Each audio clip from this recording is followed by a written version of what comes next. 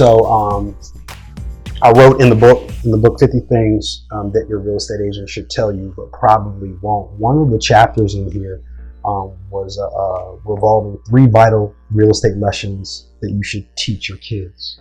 So the title is chapter number 24, 3 vital lessons you should teach your kids about real estate. What lessons do you think our audience should teach their kids about real estate? Ownership. Ownership. Ownership. Okay. I thought you said ownership. No. Ownership. Ownership.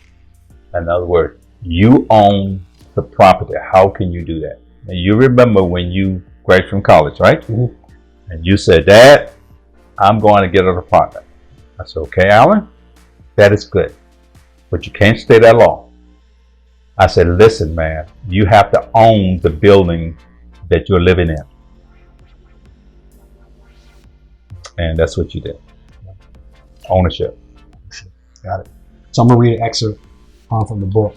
Much of my real estate success can be directly connected to my mother and father. While neither of my parents went to college, they taught me a highly valuable life business.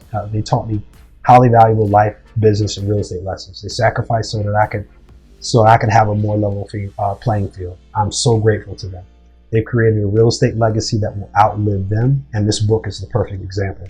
I want to pass some of the real estate lessons they taught me as a kid and a young adult. Hopefully these lessons will spark some interest in your child. So first, the difference between renting and owning, right?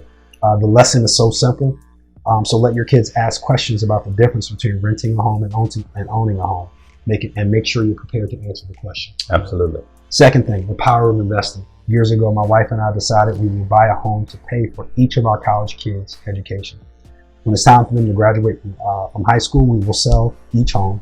You will say I shouldn't sell them, but I'm more than likely going to sell them. We'll analyze that when the time comes. Which will have appreciated over time to cover the cost of their college education. We've shown our girls these homes and told them why we bought them. It teaches them that we are willing to invest in them.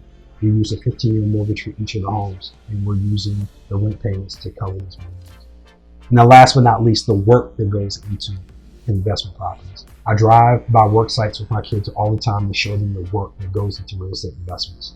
I don't want them to think that what they see on TV is what happens in real life and have the expectation that you can collect an investment without putting in the work first. Mm-hmm. Mm-hmm. Now, can you think now, 15 years from now, those kids are going to be out of school. All the rent now pay for that college. Right. Home sweet home. Right.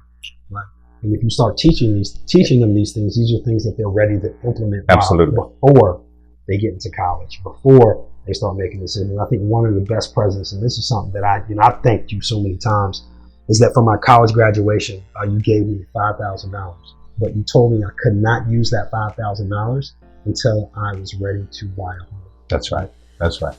What it did is it allowed me to have that buffer, right? Mm-hmm. It allowed me to have something that I could put towards buying a home, mm-hmm. but also put the expectation that you were going to be there with me figuring this thing out.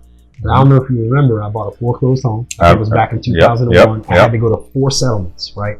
And my mom and dad drove up for 3 of those settlements, right? Actually, I think they drove up for all 4 of the settlements. We were. Because it kept getting delayed. Mm-hmm. And just to have someone that was there, not mm-hmm. only to provide me the opportunity to purchase mm-hmm. the property, mm-hmm. but also was there. And they didn't say much. Like, honestly, they didn't read the paperwork with me or anything like that. They were just there knowing that I had someone there to help me through the process. So there's so many kids that just need you to show them the journey. They'll figure the rest out, right?